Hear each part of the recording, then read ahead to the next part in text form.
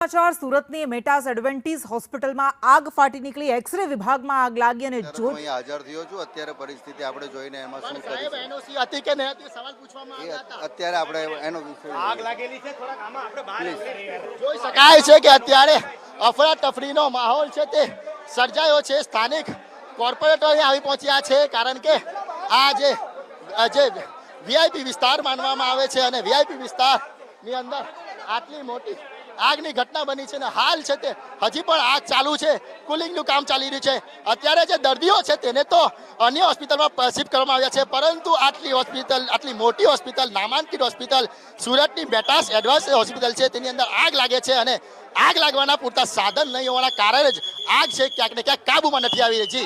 મનીષ, અત્યારે કેટલી fire ફાઇટર્સની team ગાડીઓ ત્યાં પહોંચી છે? કારણ કે આગે બહુ ભયંકર સ્વરૂપ ધારણ કર્યું એ દેખાઈ રહ્યું છે, હજુ પણ ધુમાડા દેખાઈ રહ્યા છે। કેટલી ફાયર ફાઇટર્સની ટીમ ત્યાં હાજર છે?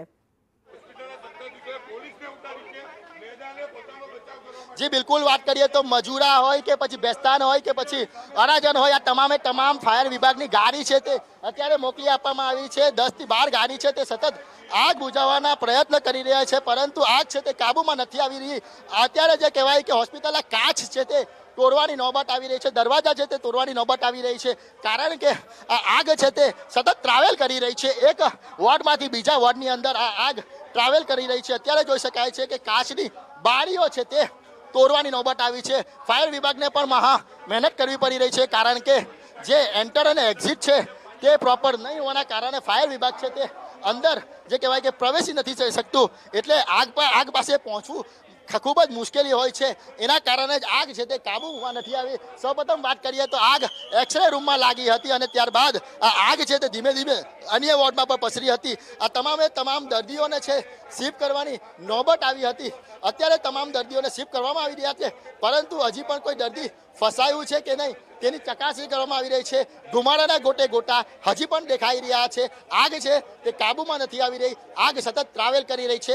સુરતની અઠવાલાઇન્સ ખાતે આવેલી મેટાસ હોસ્પિટલ છે ત્યાં આગળ આગનો બનાવ છે, જ્યાં આગળ અનેક દર્દીઓ છે તે ફસાઈ ગયા હતા। સ્ટ્રેચર અને જે કહેવાય કે ગોધરા મૂકીને તેમને ઉપર સુવડાવીને તેમને બહાર કાઢવામાં આવ્યા હતા। જોઈ શકાય છે કે અત્યારે પણ કઈ રીતના આ ફાયર વિભાગ છે તે સતત પ્રયત્ન કરી રહ્યું છે કે આગ જે કાબુમાં આવે, પરંતુ અત્યારે 1 કલાકથી વધુનો સમય વીતી ગયો છે પરંતુ આગ છે તે કાબુમાં નથી આવી રહ્યો। પાણીનો મારો ચલાવવામાં આવી રહ્યો છે, ઓક્સિજન માસ્ક વડે જે કહેવાય કે ફાયર વિભાગ છે તે સતત પહેરીને અંદર પ્રવેશી રહ્યું છે અને આગ પર કાબુ મેળવવાના પ્રયત્ન છે તે કરી રહ્યું છે। જોઈ શકાય છે કે અત્યારે આ જે સીલિંગ છે તે પણ બળીને ખાખ થઈ ગઈ છે।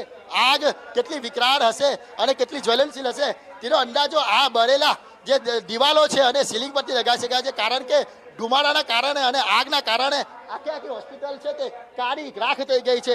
સતત 1 કલાકથી લાગેલી આગ છે તે હજી કાબુમાં નથી આવી અને આ તમામ જે પેશન્ટ છે ને શિફ્ટ કરી દેવામાં આવ્યા છે। સુરતની આ જે હોસ્પિટલ છે તેમાં પહેલીવાર કોઈ આગનો બનાવ નથી।